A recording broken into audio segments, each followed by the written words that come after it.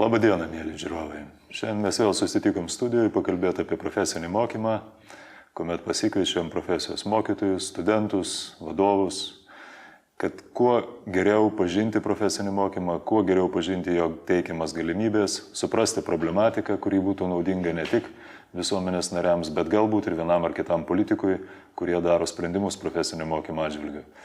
Šiandien mes pasikvietėm į studiją Marių Ablačinską, kuris yra ilgametis švietimo ekspertas, profesinio mokymo ekspertas. Mariau, labą dieną. Labą dieną. Nesaklysiu pasakęs, kad didesnį, taip sakykime, savo profesinės veiklos etapų esi praleidęs būtent profesinė mokyme, ne kažkur kitur. Ir kas man yra įdomu, tave pristatant, kad tu įvairiose barikadų pusėse pabuvai. Tu pabuvai pusiau ministerijoje, kuomet buvo atveriama profesinio mokymo reforma ir kūrimi sektorinio mokymo centrai. Tu pabuvai nepriklausomas ekspertas, kai kada kritikas, galiausiai pabuvai ministrės Jurgitos Petrauskienės patarėjų, taip pat įgyvendinant reikšmingus pokyčius.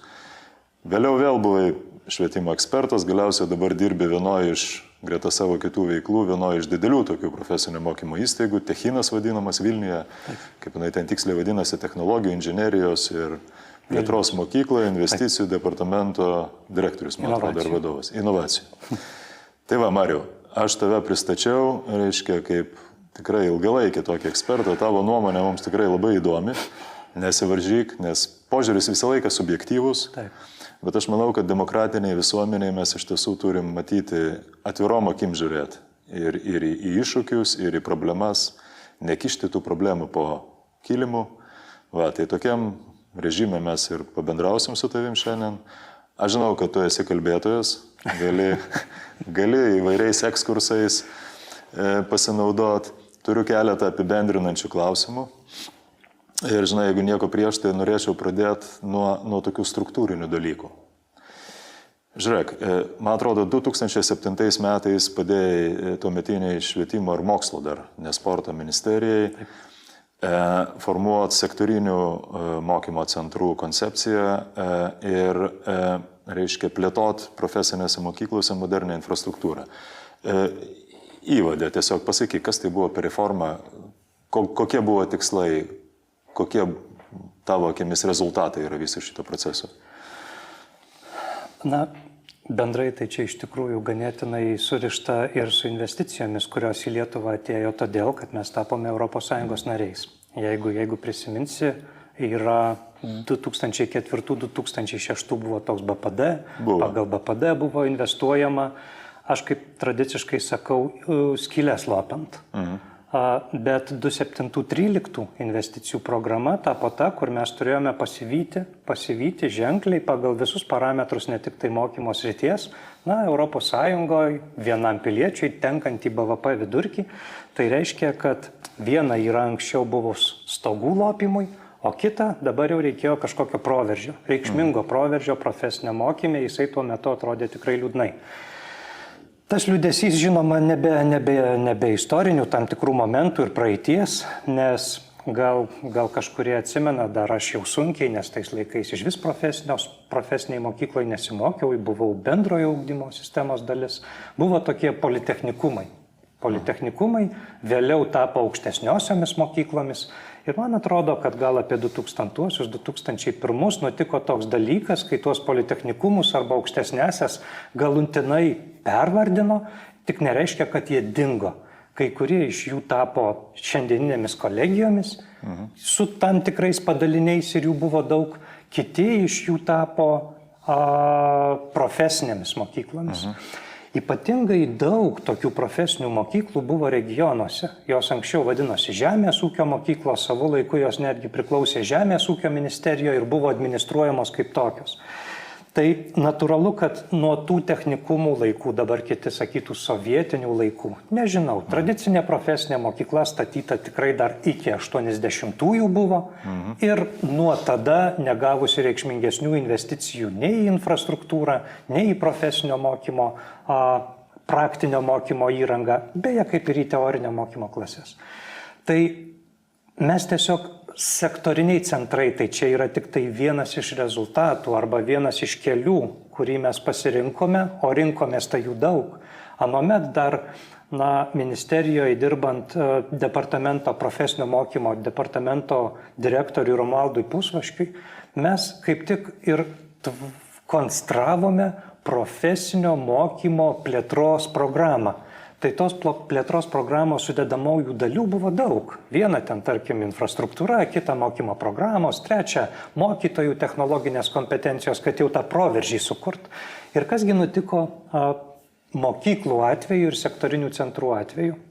Mes žinoma, po visų tų, kaip sakiau, tvarkymų, kai iš aukštesniųjų tapo kai kurios profesinėmis, tokių, man regis, apie 2005 metus turėjom 100+. Tikslus skaičius neprisiminsiu, tarkim 112, kažkoks jis toks ir buvo. Ilgainiui pamažu mažutėms toms visai mokykloms siaurėjant, nykstant arba nesant populiarioms, jos buvo prijungtos prie stambesnių mokyklų. Na ir pavyzdžiui, mes ten kokiais galbūt apie 2007 turėjom jau ne 100+, bet vis dar kokias 80+ mokyklų.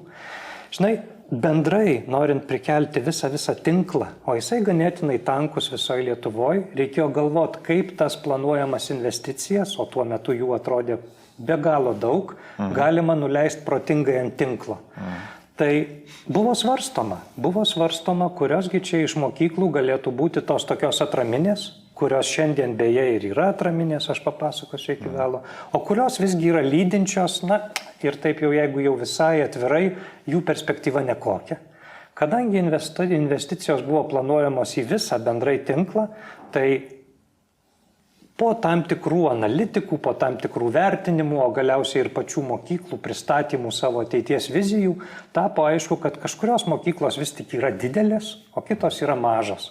Šitai susiję ne tik tai su jų buvimo vieta, tarkim regioninis centras ar pastato kvadratūra, bet ir gal direktorių mąstymų.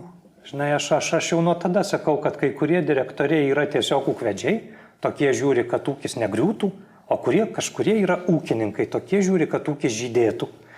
Tai teko atskirti ūkvedžius nuo ūkininkų ir pagalvoti, kad jeigu ūkvedžiui tu duosi tam tikrus įrankius, tai jisai galimai pasitelkęs tuos įrankius ir turėdamas galimybės išplėtos. Mesgi siekiam proveržio, taip?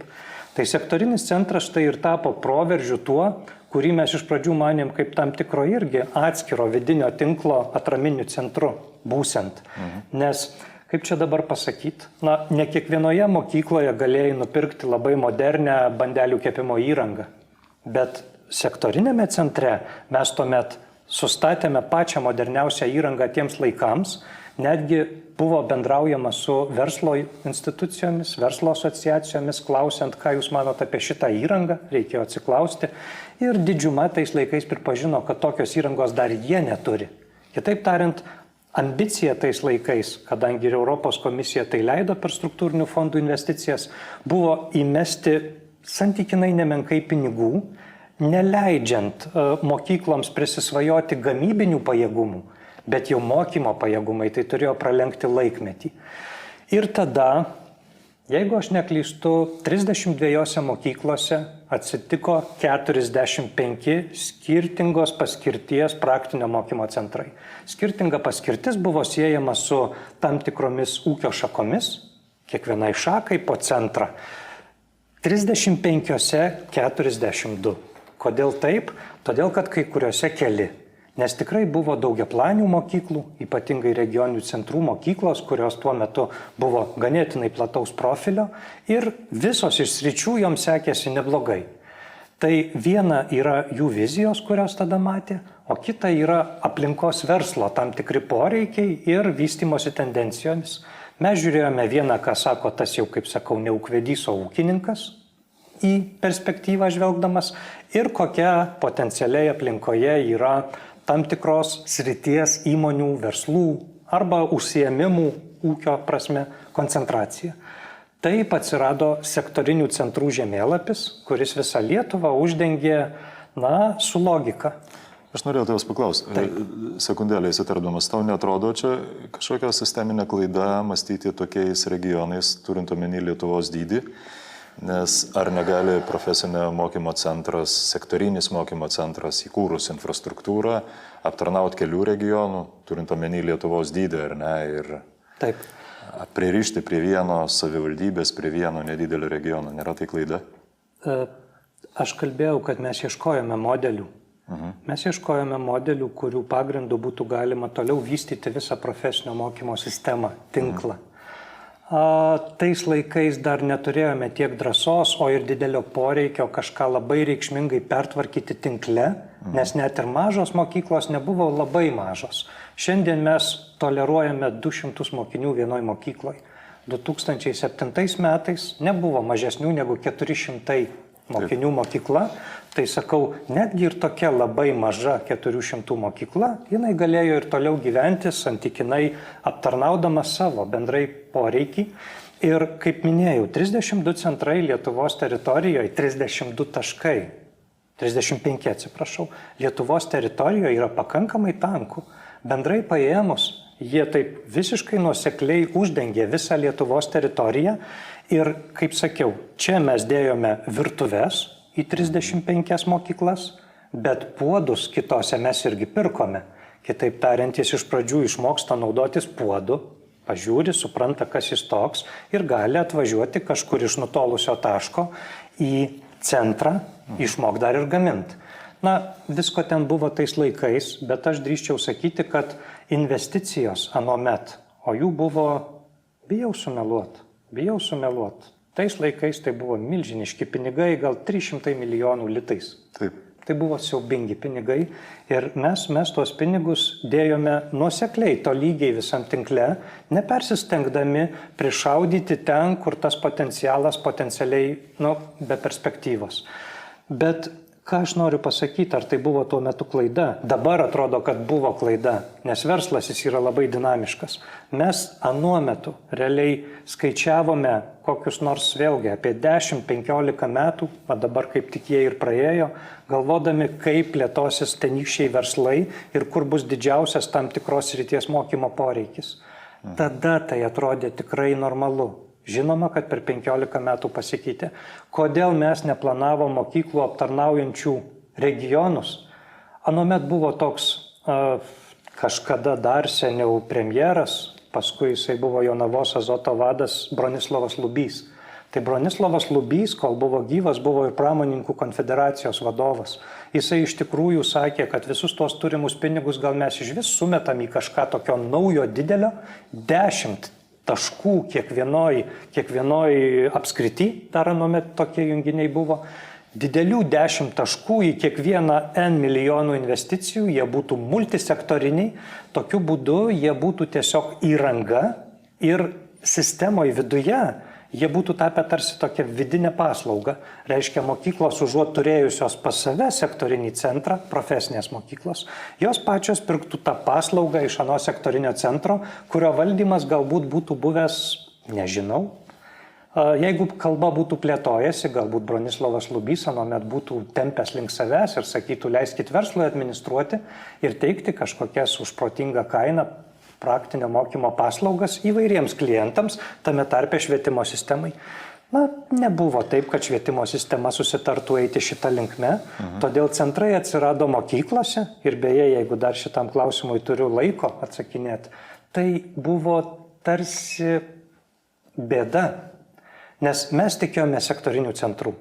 Kaip pats sakei, sektorinių centrų koncepcijoje, nuomet mes įrašėme tokias 3 taisyklės, kad šitas sektorinis centras turi save išsilaikyti, jis turi teikti rinkoje paklausias paslaugas ir jos turi būti tiek paklausios, kad žmonės sutiktų už jas mokėti patys. Mes manėm, kad sektoriniai centrai gali tapti kažkoks proveržis, reikšminga infrastruktūra, kuri vienaip ar kitaip keistų savo visos profesinio mokymo sistemos esmę, organizavimo prasme. Bet ilgainiui sektoriniai centrai kai kuriuose mokyklose tapo tiesiog modernė laboratorija. Jos nepritraukė daug išorės klientų, atsirado kitos problemos, įranga seno. Šiandien 2011 ar 2013 metais atsidariusio centro įranga kažkuri, jeigu ji net naujinta, jau yra 10 metų. Ir jeigu aš minėjau, kad kažkada mes buvom su profesinio mokymo praktinė mokymo infrastruktūra 5 metai prieš verslą, neretas sektorinis šiandien jau yra 15 iš paskos verslo.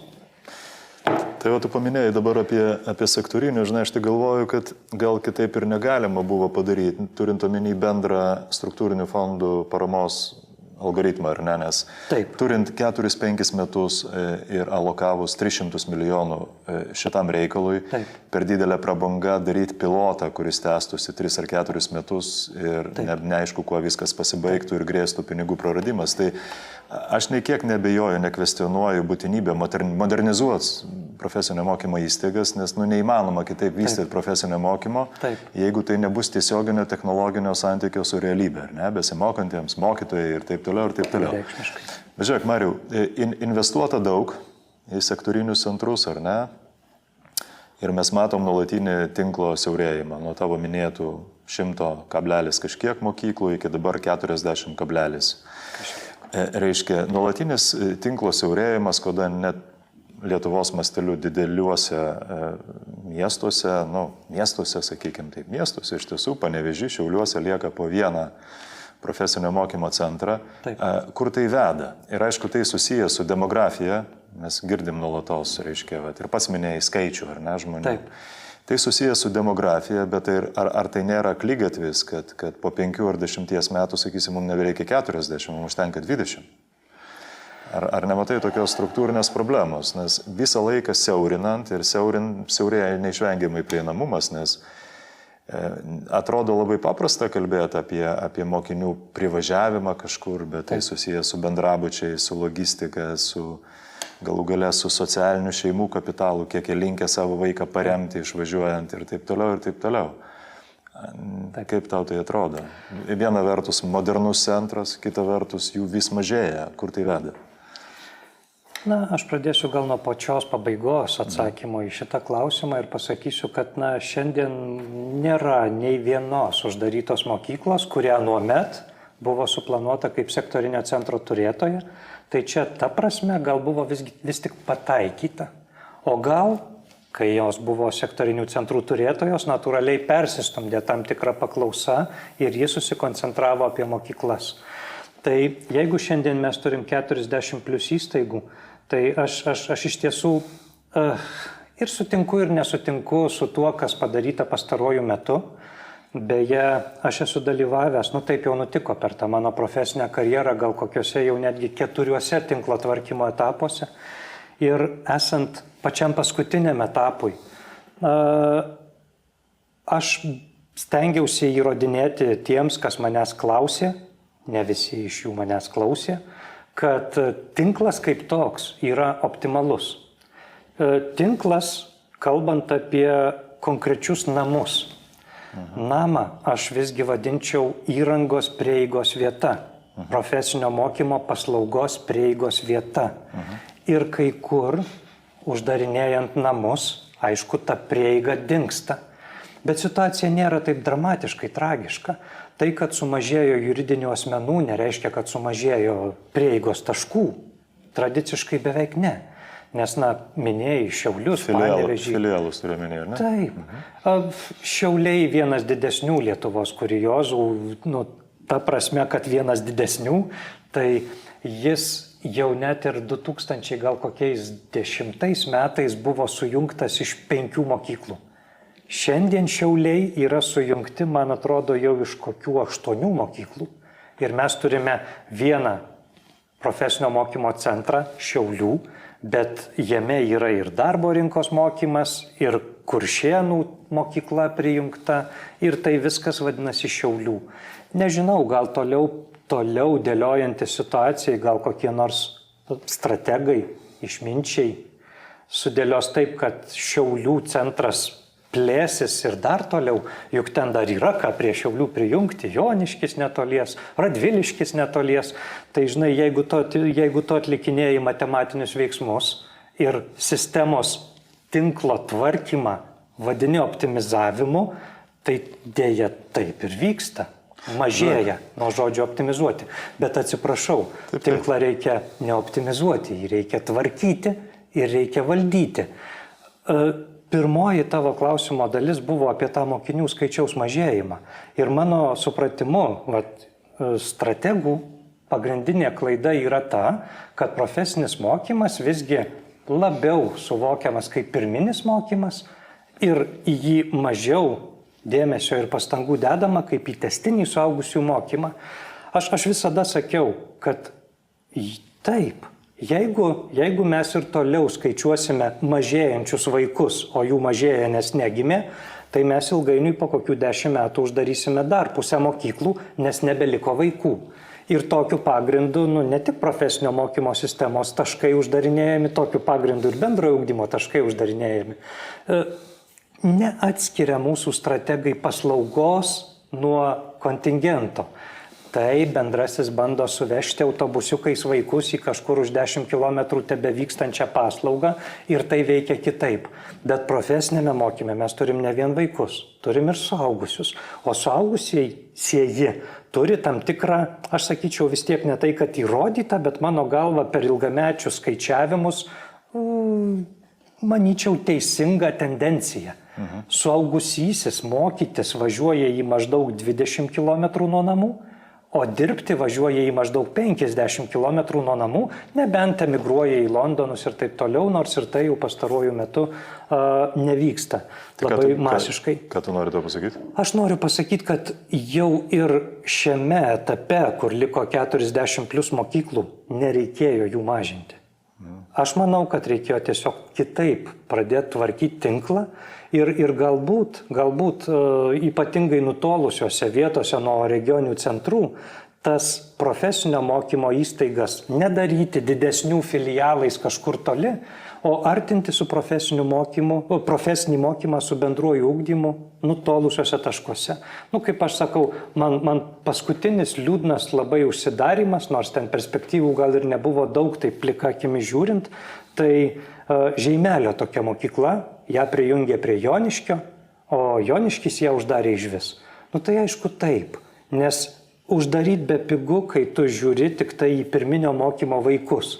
Vaikų nėra, uždarau. O ar nėra suaugusiųjų? Nežinau, ar kas nors matavo, žiūrėjo, ar kas nors bandė juos pritraukti. Nes skirtingai nei vaikas, kuris, autobusiuku atvažiuoja 10 km arba pėsčias ateina 1,5, tai suaugęs gali mašina atvažiuoti iš už 25, gal dar toliau. Ir jeigu būtų prieigos taškas paslaugos, tai ateitų ir tą paslaugą gautų. Kur yra viena bloga tendencija, aš pasakysiu ir užbaigsiu. Aš manyčiau, kad skirtingai nei aukštajam moksle, kai kalbėjo apie kolegijų tinklo optimizavimą ir sako, kad jeigu Panevėžy uždarysi kolegiją, tai jį taps kaimu, nesiimu aš spręsti, pats ne visai sutinku su tokiais teiginiais, į juos beje ir verslas pasijungė. Aš sakau, kad jeigu uždarysi profesinę mokyklą kaime, tai kaimas išvis išnyks. Nes kodėl? Todėl, kad kaimo žmogus arba kaimo vaikas važiuoja į regioninį centrą ieškoti laimės, o tame tarpe ir mokytis, bet negi manai, kad jisai į kaimą grįž dirbti. Negrįž.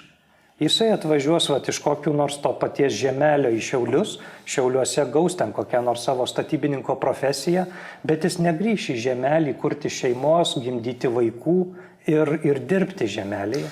Jis liks Šiauliuose ir kai tu uždarai periferijoje tašką, regioninė prasme periferija miršta. Pilna to įrodymų. Taip, Mariau, aš to visiškai pritariu, nes čia, aišku, amžina diskusija, bet plikas ekonomizmas, vertinant, kaip sakoma, duotų momentų vaikų skaičių, jų išlaikymo kaštus, yra nepakankamas, nevertinant to platesnio kultūrinio konteksto ir galbūt kai kuriais atvejais reikalingas pasvertas deficitinis finansavimas siekiant ilgalaikės perspektyvos ir vieno ar kito, kaip minėjai, ar tai kaimo, ar miestelio, ar miesto raidos. Tai yra labai svarbus dalykai. Pats pradėjai nuo tų vadinamų politechnikumų kažkada, tai ar ne, toks buvo reliktas, kuris mane veda prie minties dėl apskritai tam tikrų struktūrinių jungčių. Aš kalbu apie švietimo įstaigų struktūrinės jungtis. Nes mano galva mes turim labai tokią atskirtumą didelį, tokią autonomiją. aukštasis mokslas, kolegijos, per kvalifikacijos lygius, profesinės mokyklos.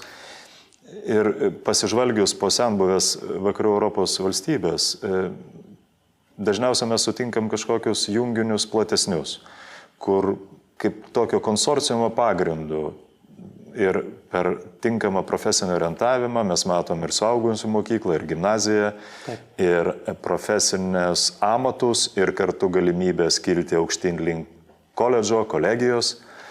Nemanai, kad tas atskirtumas mums kiša koją Lietuvoje?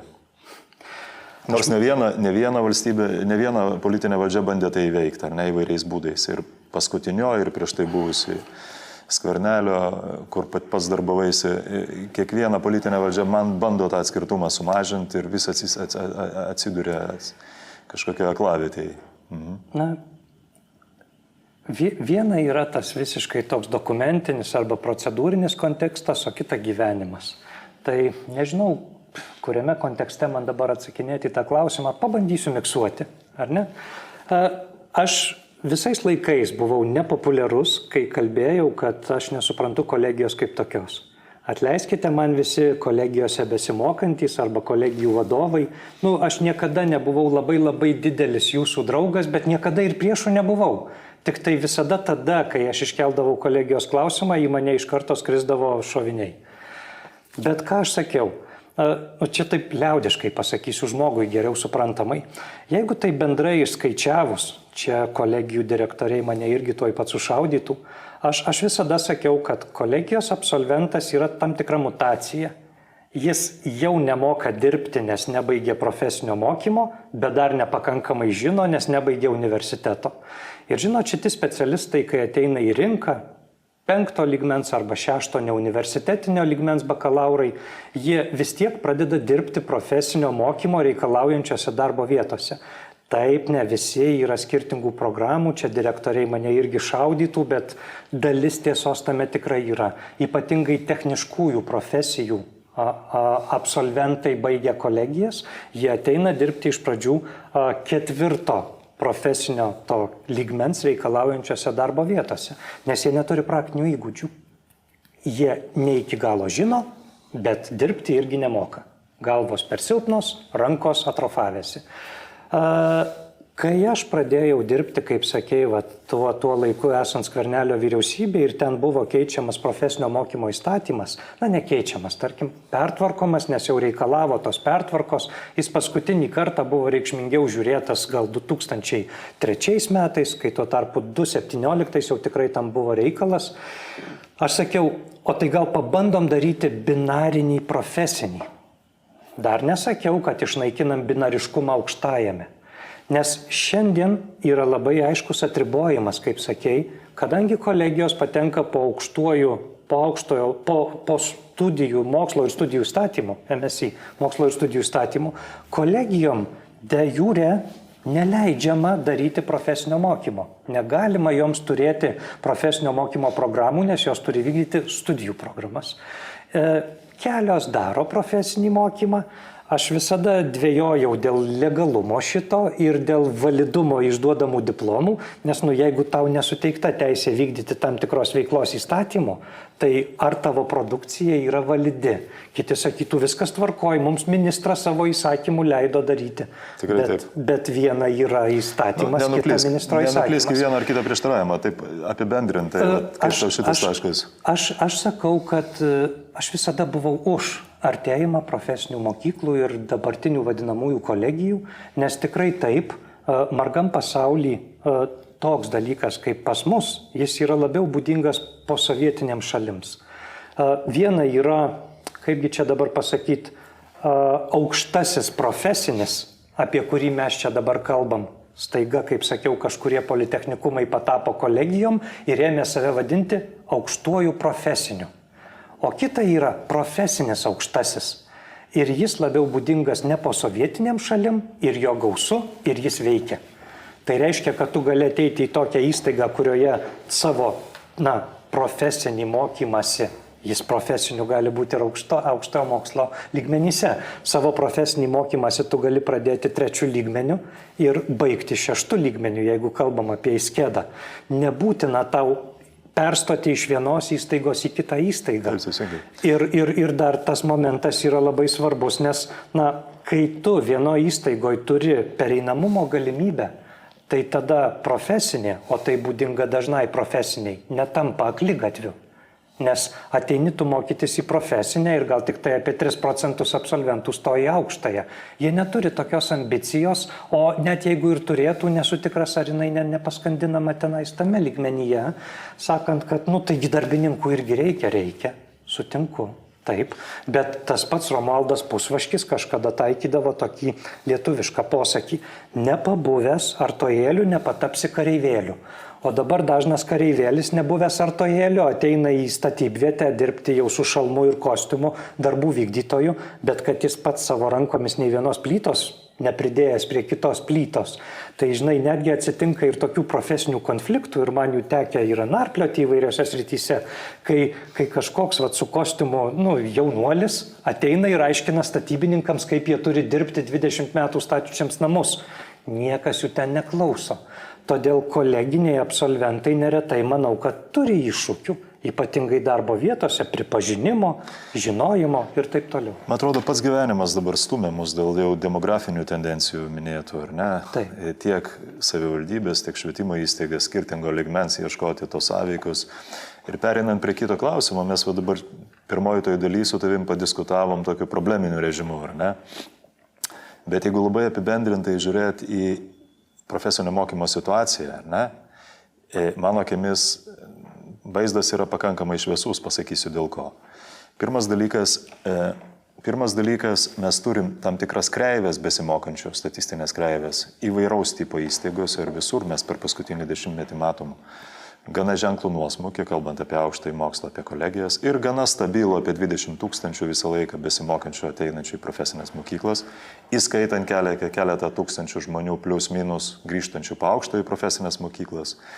Reiškia, žmonių požiūris keičiasi gerąją prasme. Mes dar tolokai nuo Vokietijos, nežinia ar pasieksim, kur apie pusę visų mokinių renkasi profesinį mokymą, Austrija, Olandija, be kitako labiausiai pažengusios ekonomiškai šalis, stipriausios ekonomiškai šalis, turi kaip taisyklę stipriausią profesinį mokymą. Tai mes dabar turim tikrai neblogus centrus, gerai įrengtus centrus, mes turim tikrai didelę dalį energingų vadovų. Susiduriam pastoviai su pavyzdžiais, kurie mane patį nustebina. Netaip seniai sutikau Portugalą, kuris sako, pamačiau geriausią automechanikos mokyklą Lietuvoje, ne Vokietijoje, ne Čekijoje, Lietuvoje, Bukiškių, ar ne? Tai kiekvienais metais atvažiuoja prancūzų profesinių mokyklų, prancūzų direktorių delegacija. Visiškai nuoširdžiai, be jokių dirbtinių komplimentų, žavėsi kai kuriomis mūsų mokyklomis, net kai kuriomis, o dauguma, kurias jie mato, įranga, mokytojų kompetencijom, užsienio kalbas moka. Tyrimus netaip seniai padarėm, ką galvoja mokiniai besimokančių. Mokytojus puikiai vertina, atsižvelgiant vis dėlto į tam tikrus amžiaus. Tai žiūrint į šitą situaciją ir tikrai tokį kylantį profesinį mokymą, mes vis dar turim tokius stigmas, vis dar turim neigiamus stereotipus. Tai mano du klausimai būtų. Pirmas dalykas, įsivaizduoju, kad mus stebi vienas kitas besiriekantis gyvenimo kelią jaunuolis ar suaugęs, ar tėvai, kaip pats ilgalaikis, reiškia, veikėja šitam lauke. Kodėl verta rinktis profesinį mokymą, paskui tau antrą klausimą užduosiu.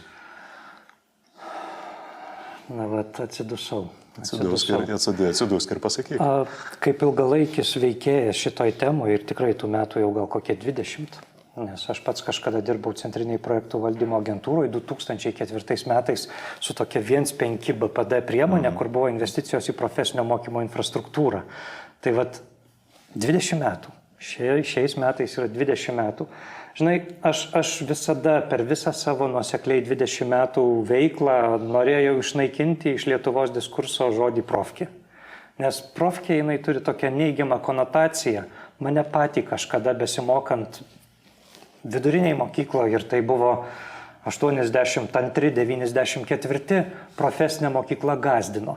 Čia netgi toks kaip anekdotas, žinai, aš mokiausi Alytuje 6 viduriniai, tai man sakydavo, kad jeigu nesimokysi, tai tavo kelias Balbieriškis. Už 18 km buvo tokia Balbieriško mokykla, jie jau vis tiek vadindavo kaip jau kažkokiu užribiu ar nesimokantiems.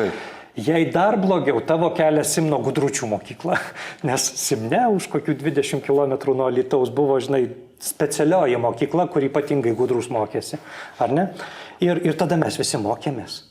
Tada visi mokėmės, nežinau, ar išgazdinti, ar tiesiog galvodami, kad profesinė mokykla tai nėra tas kelias, kuris yra skirtas ne Gudručiui arba ne dumblui kažkokiam, ar ne? Mesgi nenorėjom būti blogi, mokytojai mus skatino būti gerais. Kasgi vyko? Beje, aš gal per greit pradėjau kalbėti apie ką jau truputėlį pašnekėjau, man reikėjo apie tą velnę detalėse, ar ne? Pats sakei, kad dabar mes turime stabiliai įstojančių apie kokius 20 000 ir stabiliai sistemoje besimokančių apie kokius 27. Ji ten keičiasi iš metų į metus, mokymo programų trukmė yra ne 1 metai, todėl būna, kai vienas rautas baigia, kitas dar mokosi. Tai su persidengimais visoje sistemoje mes turime apie 27 000 žmonių, taip gan stabiliai. Bet buvo laikas, kai mes turėjom 45 000 žmonių. Ir žinai, jeigu žiūrėt pastarųjų 10 metų nekreivę, o tiesiog tą traukimosi tendenciją, tai traukėsi vaikai, pirminis profesinis mokymas ir nežymiai traukėsi suaugusių mokymas.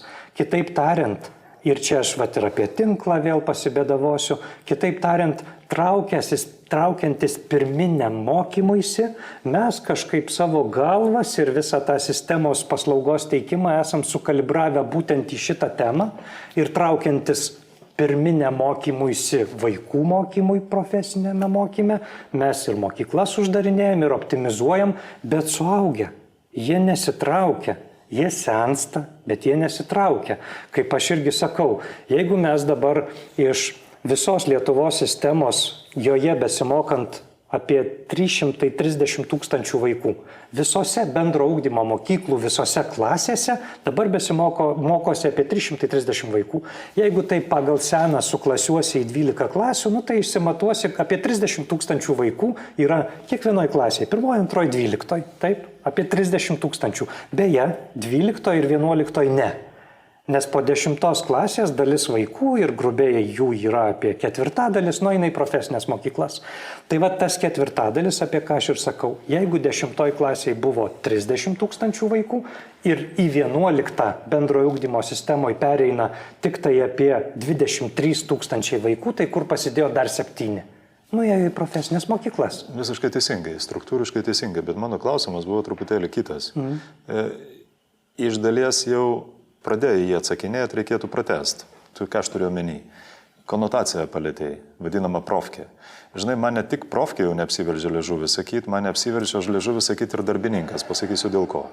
Mes turim seną klasių struktūrą, kurie atėjusi iš tarybinių metų, tuo metu jinai buvo ganėtinai pagrįsta, atsižvelgiant į tarybinios santvarkos visą struktūrą, inteligentija, valstiečiai ir darbininkai. Taip.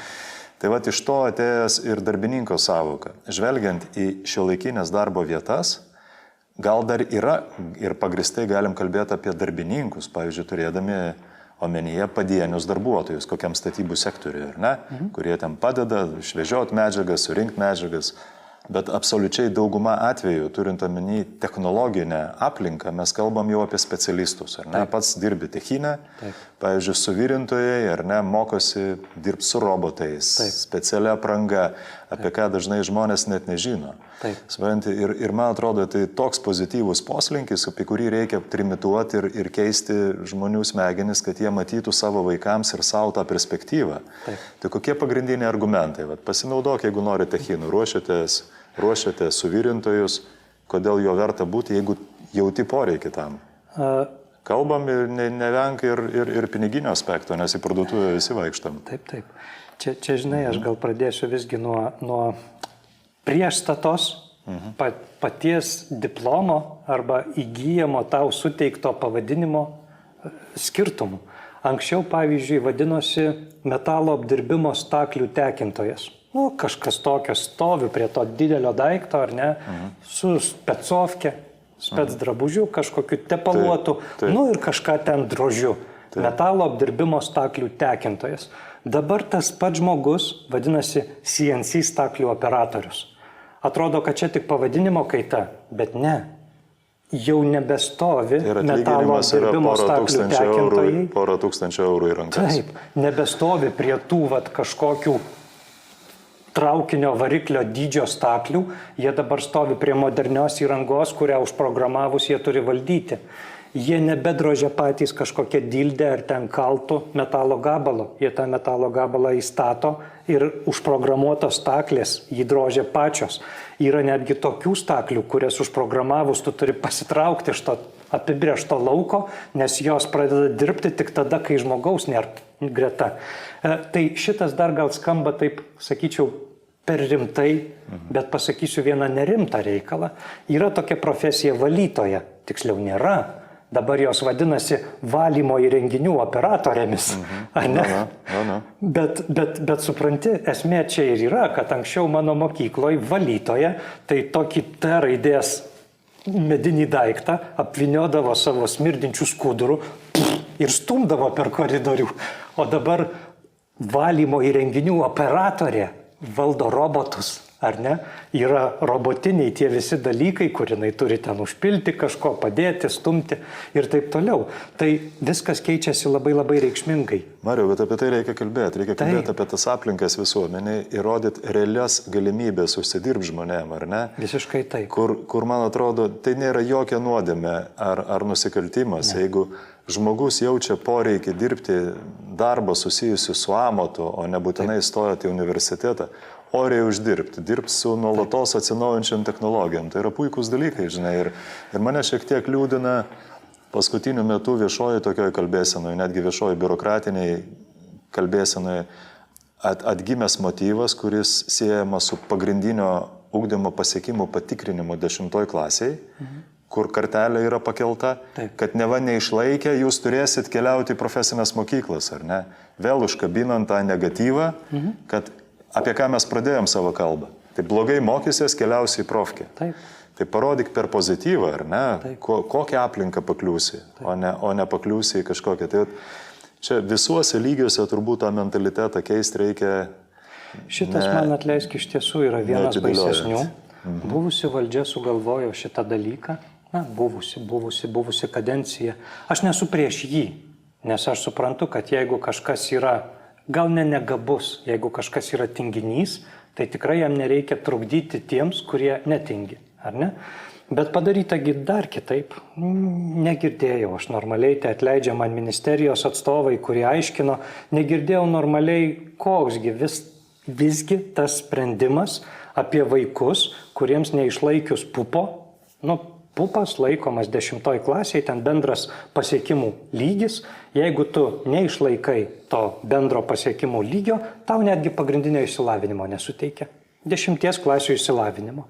Beje, į profesinės mokyklas, mes jau ir kalbėjome, vaikai tradiciškai stoja po 10 klasės, nes įeigos parametras yra kaip tik pagrindinis išsilavinimas.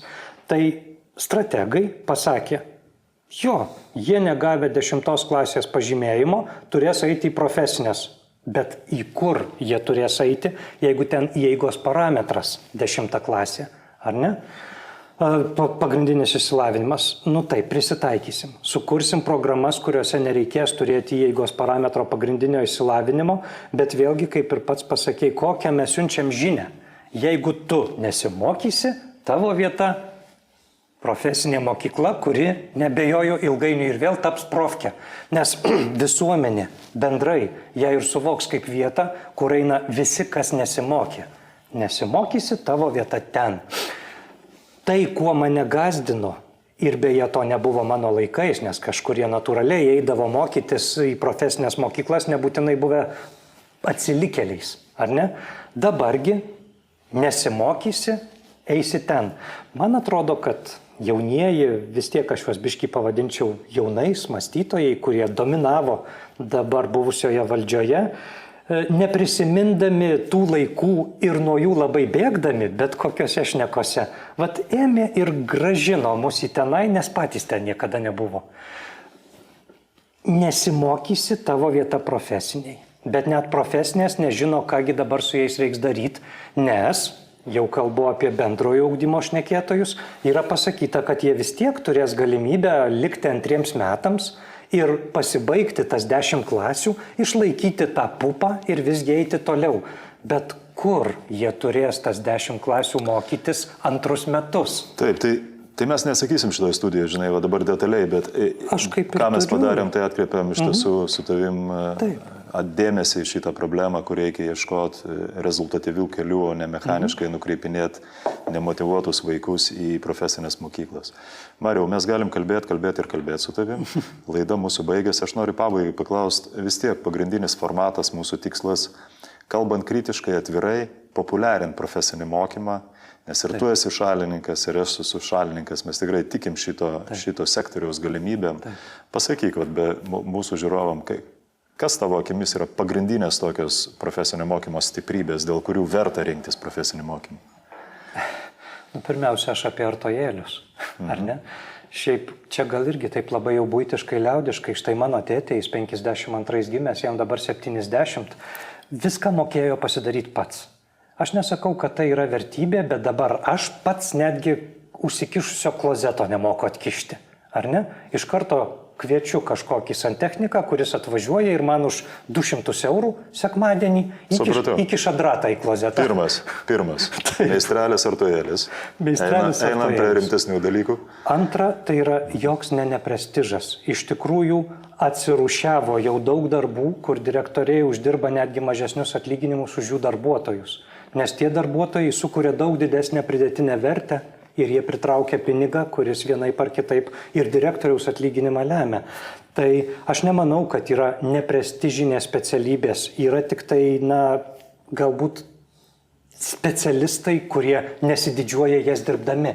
Va čia dar vienas momentas, kad, žinai, jeigu tu visą laiką esi programuojamas būti tuo atsilikėliu, kuris mokėsi profkiai, tai ar tu gali didžiuoti savo įgytą, kad ir santechniko specialybę, jeigu jinai priskirta žemesnio luomo žmonėms.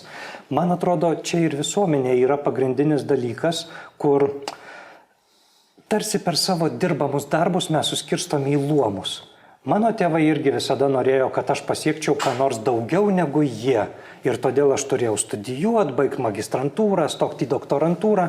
Visi tėvai ir dabar, tiksliau bent jau dažnas tėvas, mama, pasakytų, mano vaikas į profkę niekada. Kodėl? Todėl, kad tai yra žemesnis luomas. O aš iš savo vaiko tikiuosi buvimo aukštesnėme.